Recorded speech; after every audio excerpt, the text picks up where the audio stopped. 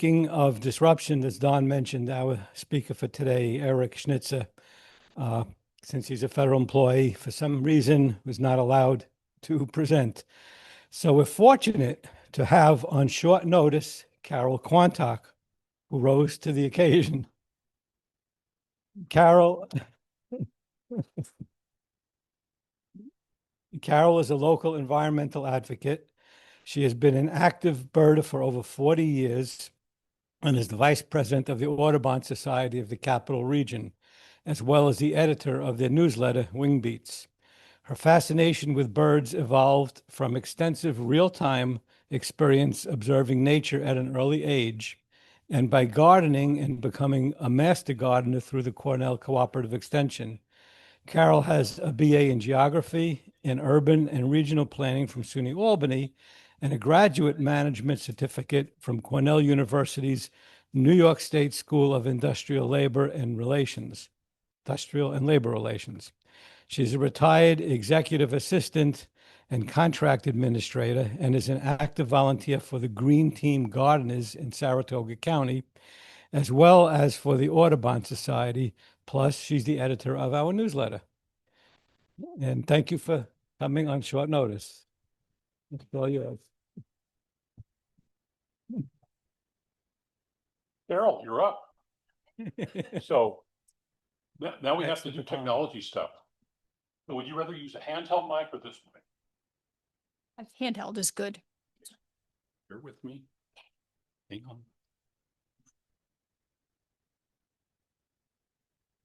Here. Want to have you keep proceeding. You are going to hear a little bit of echo from this, and I apologize, but it's all right. We'll live in the sound now. I have. Okay, everybody, can everyone hear? I hope. Okay. Echo is not too bad, so that's good. Okay, so we have our first slide, which... No, I'm getting there. Okay. All right, there. Can everybody hear? Screen cone. So just fair warning, some of these slides are a little bit graphic. So this is one of them. This is a deceased wood thrush. But the idea here is this happens to every one of us. If it hasn't happened to you, you're very lucky, or else you just don't know it did happen. And next slide, Don, please. Okay. Okay. So it's our title is what can be done to reduce them. This is kind of aimed mostly at residential homeowners, people that because you'll see why in a few minutes. And what can be done to reduce bird window collisions. And next, yep, there we go. Birds. There's some of our little passerine friends there. These are the ones that we pretty much we see around a lot. And these are the ones that really hit more windows. Not only these, but the little Twitter birds, basically, is what I wanted to say. Not as many hawks or eagles or anything like that, although they do hit. Not as much as little passerine birds like these, perching birds, because we feed them. And we have feeders around our homes. So bird habitat, this is what it looks like. This is a typical backyard, and we have landscaping, which attracts birds and the things that feed them, like flowers and insects. So with that, we also have the obvious problem of our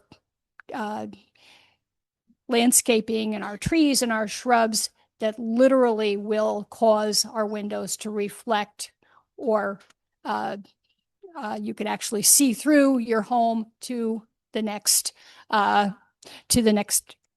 room or the next window where they're going to fly through and get killed or try to fly through. And there we are, birds in windows.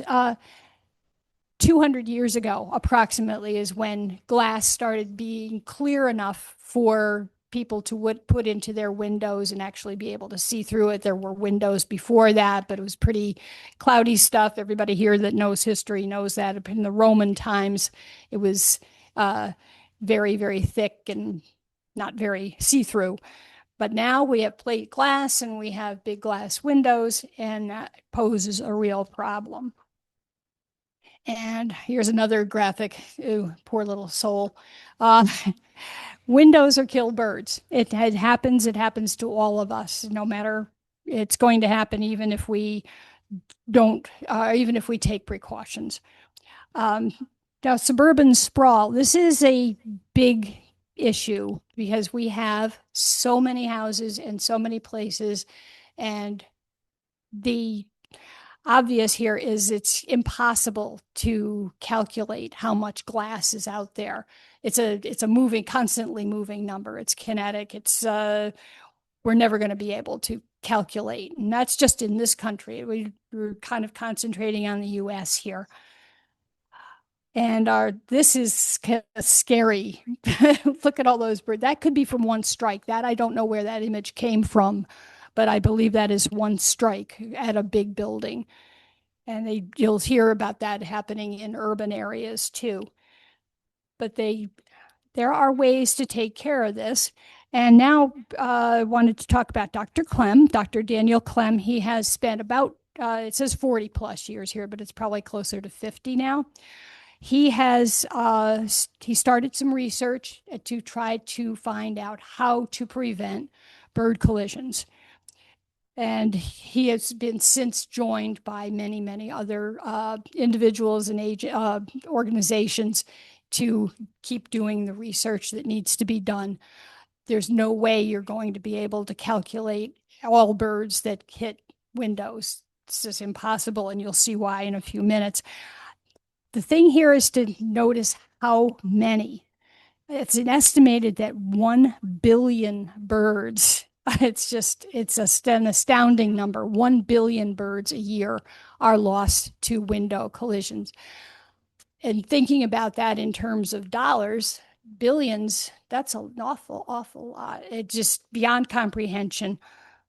But this is an estimate. We don't know if it's actually higher or lower because there's no way you're going to be able to calculate.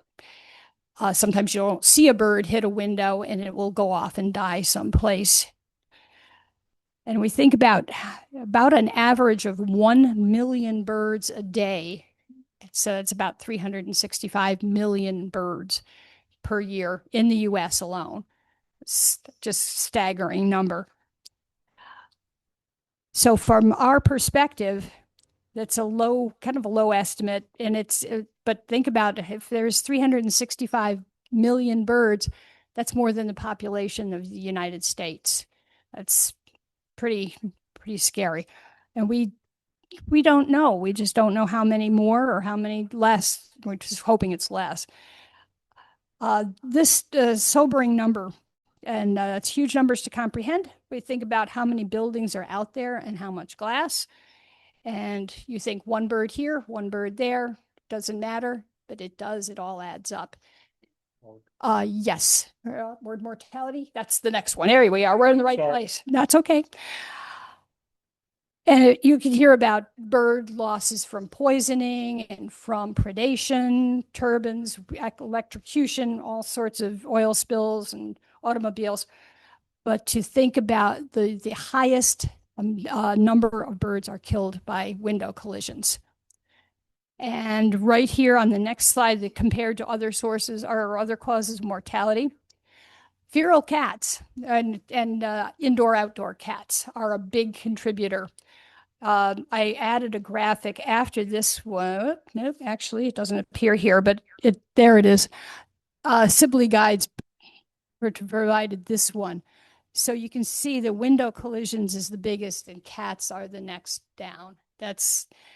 And no matter what our esteemed president says, wind turbines don't kill as many birds. You can see that's way down on the list. You from this golf course. There you go. Exactly. But they don't kill. And there is some interesting information that I just got last week from a news source that painting one of the blades of the wind turbines black helps keep, and I don't know why that, I haven't looked that far into it. Yes, exactly. It's a twofer instead of a threefer. And the birds don't see the glass. That's why they hit it. They don't see it because they don't know what glass is. Obviously animals don't know what glass is. This graphic I think is rather interesting because you can see the little splotches in the middle of each of these windows. Those are where birds hit. So sometimes it's bloody, sometimes you don't see anything at all, and sometimes you'll get a feather. And here is a big problem. And why don't you see big piles of dead birds? Because of little critters like chipmunks that come along and or other birds will eat, anything will eat anything if it's hungry enough. And cat will find an injured bird and just beep, gone. Squirrels also, and vultures. And it's food. So it's part of the great circle of life, I guess. And this just reiterates what I just said. A lot of collisions you won't even see because you don't see it's there, just with the messier ones that do. And contrary to popular opinion, birds don't break their necks. It's usually internal injuries or just breaking, or concussions. That's usually what kills them off. And even if you think a bird is okay because it flew away, not necessarily. Usually they'll have internal injuries and they will just die the next day out in the woods or out someplace, and there it's gone. So it just adds to, and it also makes it more difficult to calculate how many birds actually die, because unless they're all banded, which is impossible, you're never going to see that.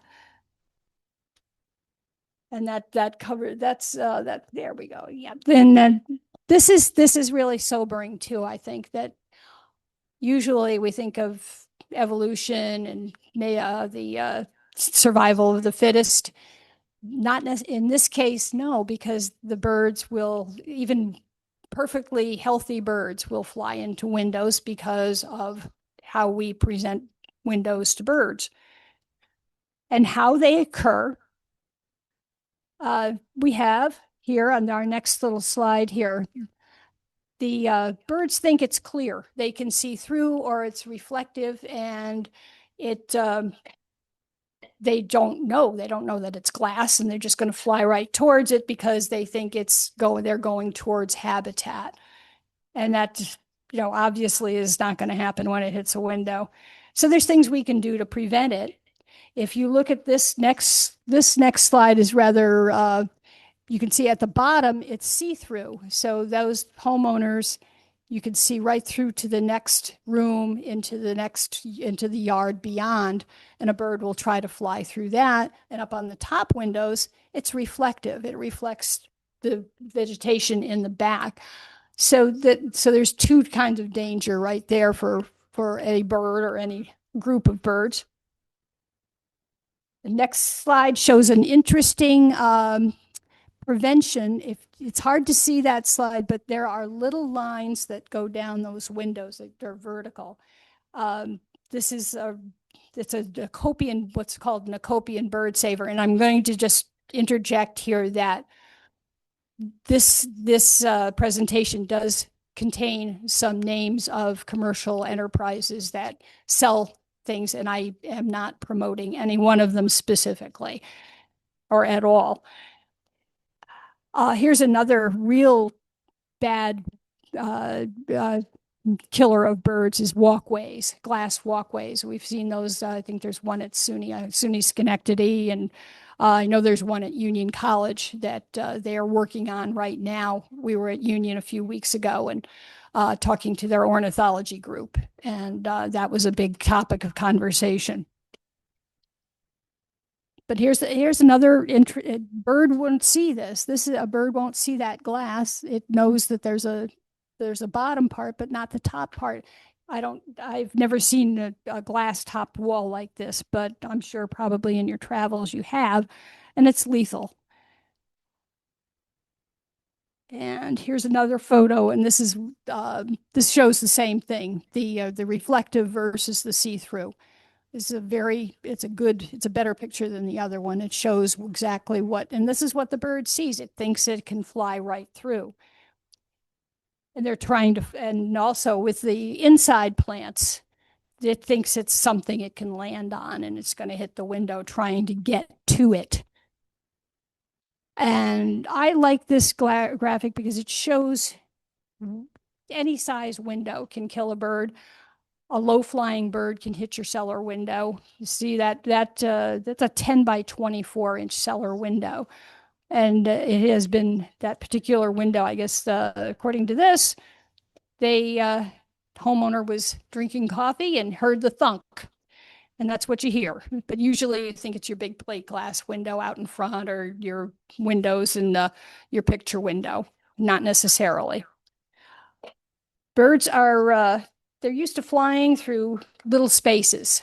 You notice that they'll fly through forests and vegetation to go hide away from something. So they're used to flying through little spaces. And that attracts them to little skinny window places too. Oh, there's another graphic of our dead birds. And here's two of them, two graphics with dead birds. And there's no season. It just happens all the time. It's part of, I think though, if during the winter, when we feed our birds, that's when it happens more actually than in breeding season because our feeders are closer to our homes. And one thing that we think of happening is that doesn't happen in big urban high rises as much as it happens in residential and mid-rise. And one of the main reasons for that is because trees don't grow 500 or 600 feet in the air unless it's a sequoia, but they're big trees, but not here. So it's usually where we landscape our homes or we have mid-rise places where the trees are around, and that's where, but usually the high urban, the urban collisions usually occur during storms and sometimes many times during migration at night where the lights are on in buildings. And that's another initiative of the Audubon Society for this coming year. This year it was on bird window collisions. Next year it's lights out, the lights out programs in cities. We're trying to get more municipalities to get on the bandwagon and turn off their lights at night. There's no real reason to have them on at night. And this pretty much says the same thing. It's bright lights. They're going to get confused by that. They're going to go after insects that are flying around all those lights on the outside, and they hit. It's cloudy nights can confuse them. Lightning can confuse them. Rain. So it's all environmental effects. And here's another, low rise. It says the same thing I just said. It's residential and low rise. And okay, so with food and water and vegetation increase the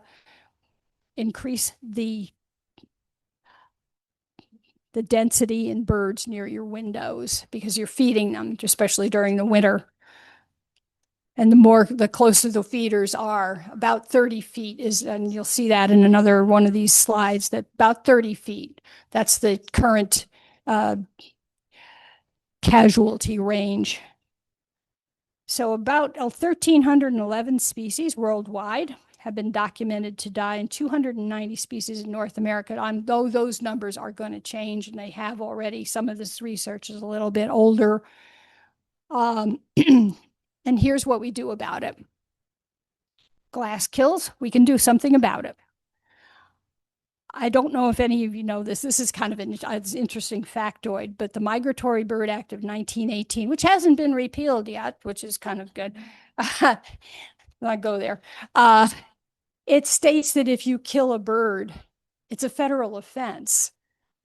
But seriously, who's going to enforce that, and how does, the bird's going to hit the window and die, and are you responsible for it? And there's nobody to come and arrest you for it. So and they're people are unaware of that. They don't know that, and I didn't know it too until I joined the Audubon Society. Had no idea. Solutions to the problem. These are some, and as I said, there are some brand name things in here that I don't endorse one way or the other. This is a a set of windows, but they have parachute cord hanging down. So it breaks the image of breaks the glass image up as far as and it makes it, and really it's hard to see how that could impede somebody's view outside. So a bird is going to see the breaks in that glass and not fly towards it. And this is a great the 2x4 rule. This is or 2x2 or 2x4. If you can make your grid on your window 2x2 or 2x4, the birds will not try to fly through it. It's a standard, any bigger than that, and it doesn't break up the image enough for them. This is what they call a Copian bird savers. It's parachute cord. We at our house have built it's out of fishnet, believe it or not. It's wide, and Paul made a grid or a frame for it. We stapled this fishnet for our big sliding glass door, and it works perfectly. The screen's on one side, the frame is on the other side, and they bounce right off of it. Works perfectly. And it was very cheap. And that's where we're going here with this. Some of these things are expensive, some are not. I advocate inexpensive where you can get it. And hanging cord like that, it's not expensive at all, and certainly well within most people's range. So if you hang, I think that this graphic is so obvious, but some people don't know. If you put your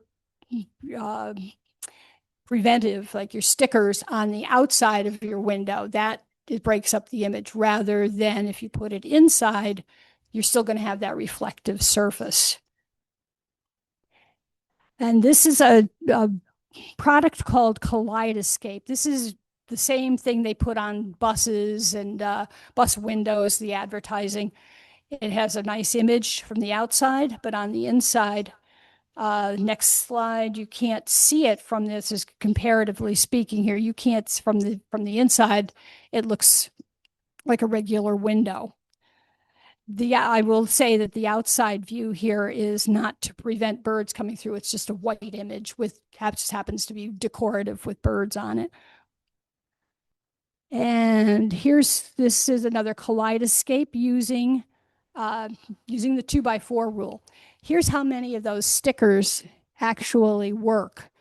Instead of just like putting 1 or 2 on there, it's not going to prevent it. You have to really pretty much fill it up to fulfill the 2x4 rule. This is a clear, I'd say it's slightly cloudy, but it cuts the reflective image down. And here's the bird tape. This is a little bit less expensive.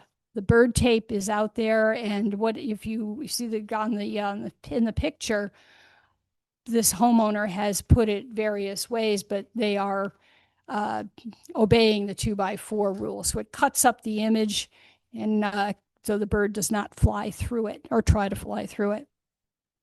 Here's another product called Feather Friendly, and that is available locally. It's pretty much the same idea, and there are either vertical or lines you put down and just tape that you put on, or there's tape with little dots with the 2x2, I believe that is. So you can do that, and if you've got a lot of windows, it does tend to add up as far as money. This is a little weird. Tempera paint. Yeah, paint, there's good and bad about this. I think tempera paint is probably great for schools, for little kids, but there's one of my problems with using paint is what happens when it gets washed off. All that paint goes right down into the ground, and if it's toxic, then it's poisoning something else. So it can be fun to be creative, but don't let it get rained on. Another thing you can do, and we've done this on our back porch in our home, is to lower the blinds and try to cut that image. It's very cheap way to do your 2x4 rule, because you're eliminating that reflective. But it's a good idea to go out and look at it, because sometimes if you put them down entirely, it just makes it even more reflective. We're getting on, believe it or not, it says our website has downloadable materials. So this is actually the Pennsylvania contributor that has the Acopian Center for Ornithology in Pennsylvania has a website, and I've got a link to that, or at the end of this, I have a link to that. They have downloadable materials. Audubon Society also does, the American Bird Conservancy, the Cornell Lab of Ornithology. And so what's bird friendly? Who decides what is and what isn't? There's practical, who decides what is and what isn't. There's not enough decals on this slide to be effective. So you have to keep buying them, and sometimes they will fade away over time. And remember the 2x4 rule. That's another, this is a little bit redundant there, but everybody should know this by now. This 2x4 is the passerine birds. That's an area that just won't try to fly through. It's too small. I think that this is really important, is the placement of bird feeders. They recommend, and I never thought of this until later, that these window mounted feeders will actually keep the birds from trying to fly into your window, because they're going to fly away from it if they get scared. I mean, it just makes sense when you think about it, rather than a feeder that's out a little bit further. This is the 30-foot. If you have it like within 3 to 10 feet, you can, that if they get scared by something, and say a hawk comes along and scares the birds, they scatter, that's where you get the collisions from. Or if they get scared by people or any other high wind or whatever. And this next slide shows that the research is still ongoing with this. This is the 3 to 10 foot and the 30 foot. I guess from what I understand, the Dr. Clem, who was originally doing this research, didn't measure any further than 30 feet. 30 feet is kind of a long way. I don't think a bird that's flying that fast is going to run into your window from 30 feet. 3 to 10 feet, I can get that. This next slide shows an angled glass. It's not effective at all, because you still get the reflection, as you can see in the slide. And let's see. Here's some of the new things. If you go down to Five Rivers Environmental Center, they do have UV treated glass. And it is, some of the windows are getting a little old, so they have to replace them. So it's not necessarily really super practical, but it has UV reflective strips and UV treated. And the theory here is that it prevents birds from, the UV light the black light will prevent them from flying into your window, especially at night.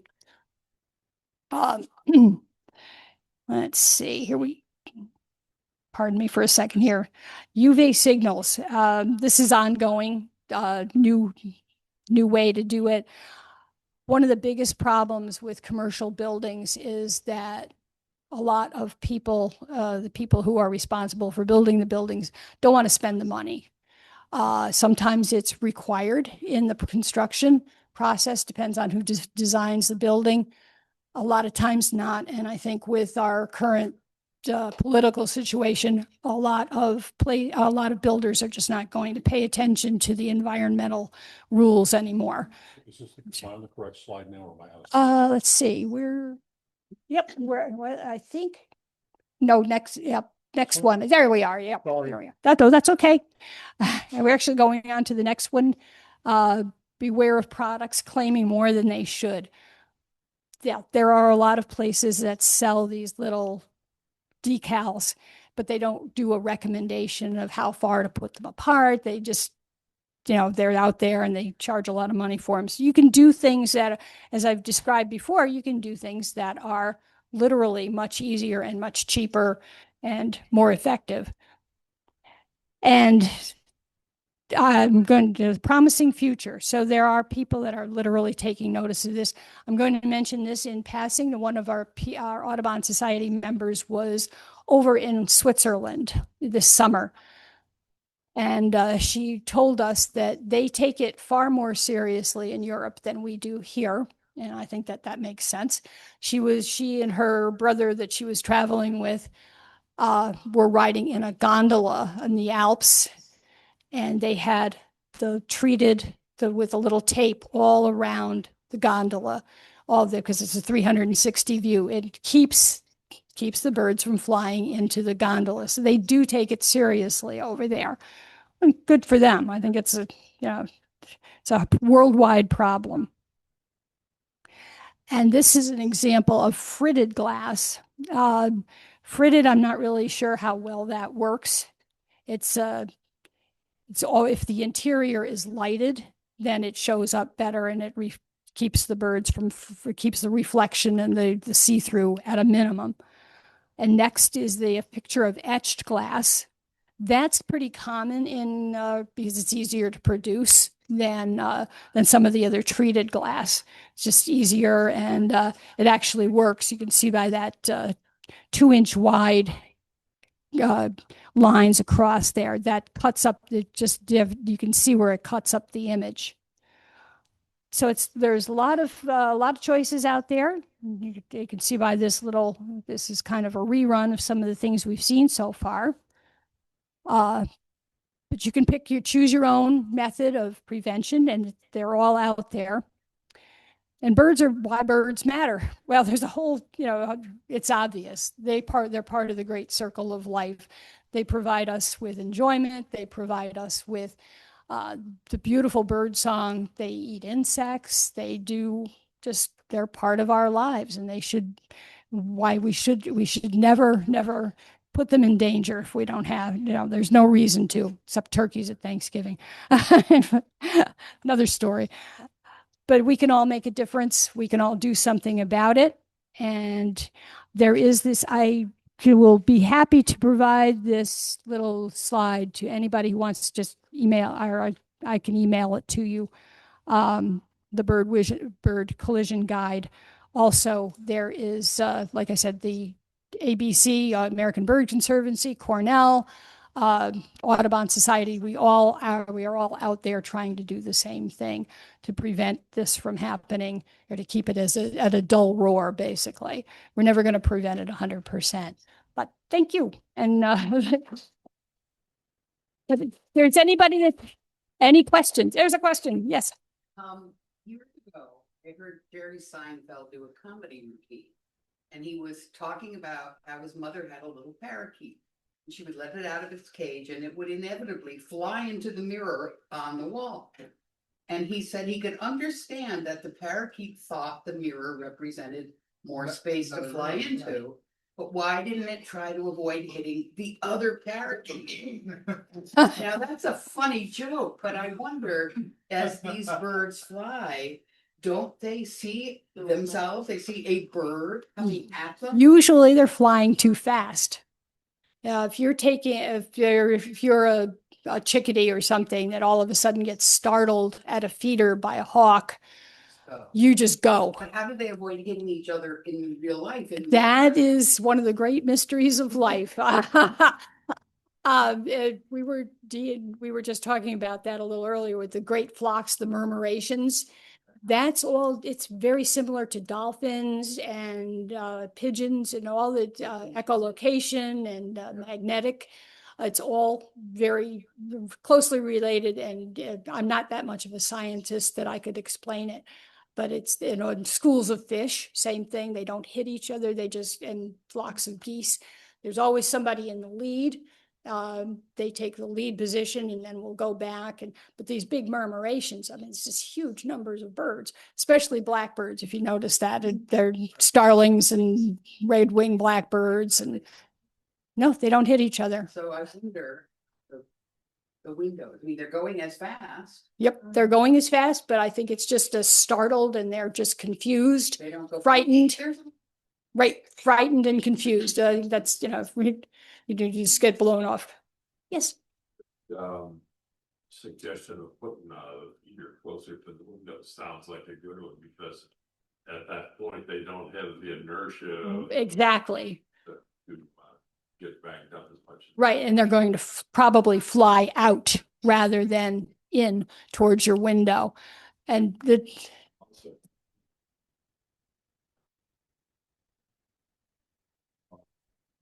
and the bluebird kept flying into the window, thinking that it was another bluebird, and it was territorial. And they just moved to exhaustion, and so I ended up putting plastic over the glass windows, and I cured it. see that happening, especially with birds during breeding season, male birds. People saw somebody that had a problem with their car mirror with a robin or cardinal that will just keep hitting and hitting and hitting until it finally. Oh, sure. Making you more visible. Oh, thank you. My visible. Till it finally gives up or kills itself trying. Interesting. I was wondering if things that would reflect, like beads or glass, if you wanted to hang something decorative on the inside, I'm not sure that I can access or fit something into the exterior. Would something like that work? Not on the inside, because your glass is still going to be out there. You know, it's the reflective surface. So putting something behind the window doesn't really help it any. That's why those stickers are really great. If you can get, if you can get somebody to install it, that's fantastic, because it really does cut that. It just breaks up that reflection, but inside, not really. But if it was something like a bead that would like prism the light, would that be effective or? That I really don't know. To be honest with you, I haven't seen any research done on it. I haven't had anybody try it, but I think that they don't recommend it because of the outside surface of the glass. And one more thing, with the parachute cords, Yep. does it matter if they're black or white? What are you using? I believe that most of the people that I know are the white is easier to get a hold of. It's easier to buy. I think white would be better to break up that, and rather than black, which might blend right into the background. Whoops. Yes. But you said there are stickers that we can see through that the birds, what are they called? Where do you get them? The kaleidoscape, that's that the big that was those images I showed before with the big sunflower on it, and similar to the bus windows. That's available. There's also the what's his name down in Wildbird Junction. Like I said, I'm not promoting one or the other vendor or anything, but down in Delmar, they sell the kaleidoscape, the little stickers too, the decals. But you have to buy a lot of them if you're going to do the 2x4 rule. That's the one. That's why I, from my own standpoint, try to promote things like what we did with the frame with the fishnet. And a cheaper way would be buy contact paper and cut little shapes. Yep, you could do that it just cuts down your view unless it's the frosted. So unless it's frosted paper, but that's a great idea. Yes, ma'am. That having blinds on the inside with the, Mhm. horizontal lines. But wouldn't they, since they're on the inside, wouldn't they still see the reflection? It depends on that's why when I said to go outside and look, because sometimes it's not, we've had it on our back porch. We put the shade there, the blinds down just a little, breaks it up, even though there's glass on the outside, but those are different. Those are not reflective windows as far as the vegetation in the back. Our biggest window that we have a problem with is that big slider. And they tend to bounce right off all that, prevent the screen, which is great. So, but try it and see you have to go out and look. So if you have a screen on the outside, Mhm. that, does that block the glass, or does that just, if they hit it? They hit it and they bounce bounce. Yep. And they won't the screen will, it's kind of gray and dark. So that's not a reflective surface anyway. But if they're frightened, if a bird gets frightened and by a predator and flies away, in any way it wants to escape and hits your window, if it's got the screen on it or some kind of what we did with the grid, it works out really well because they just boom, they bounce off of it and go on their merry way, hopefully, and don't get caught by the predator. So is there any, yes, ma'am? So you said that you set things up with the 2x4 rule. Do you have to have the 2 up and 4 across, or is it one or the other that is preferred? 2 horizontally, 4 vertically. So the wings. It looked like a lot of those pictures you had were one direction, or the vertical or horizontal. Oh, yeah. So, Just 2 inches apart this way, so in other words, if you're having stripes this way or this way, just Okay. 2 inches apart.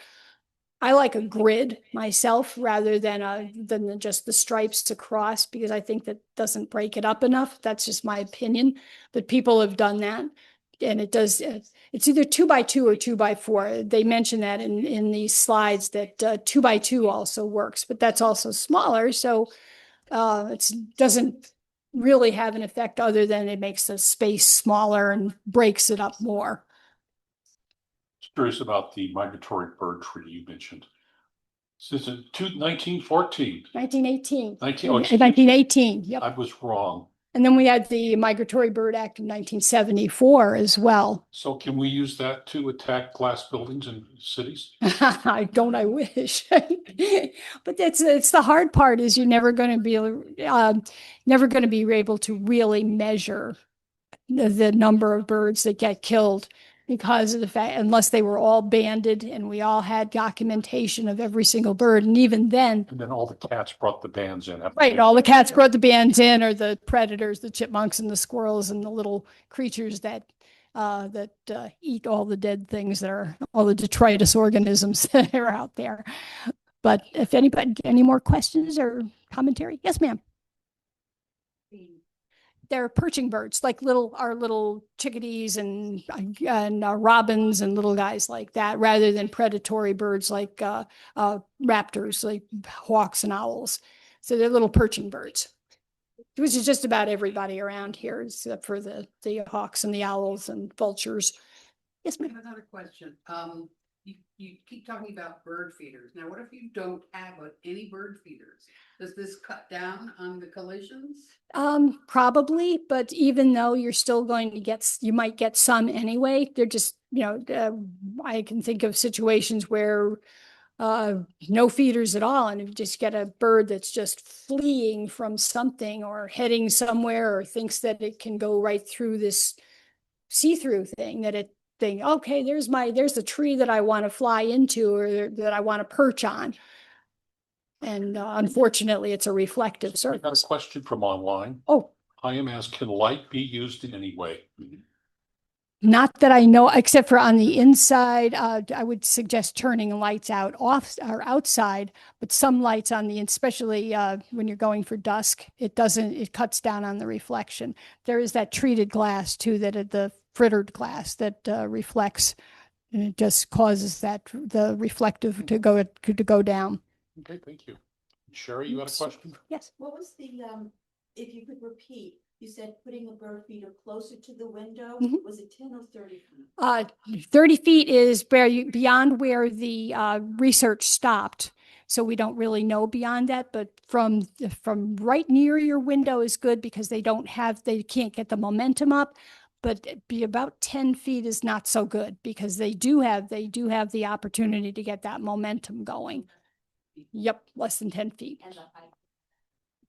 Around your window, wherever you hang your Okay, if you feeders. You live on an upper floor, you're not going to walk out 30 feet to your No, bird feeder. no.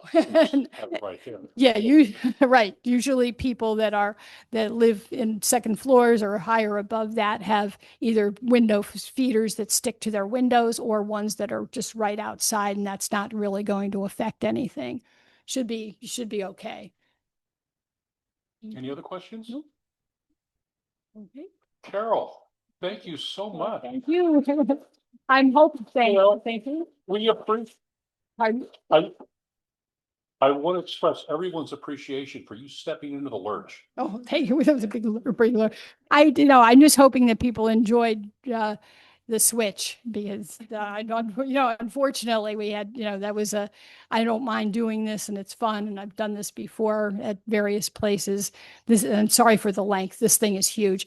Right now I have an intern that's from Union College that's working on reducing the size of this thing so we don't have as many redundant slides. But thank you very much. Thank you much.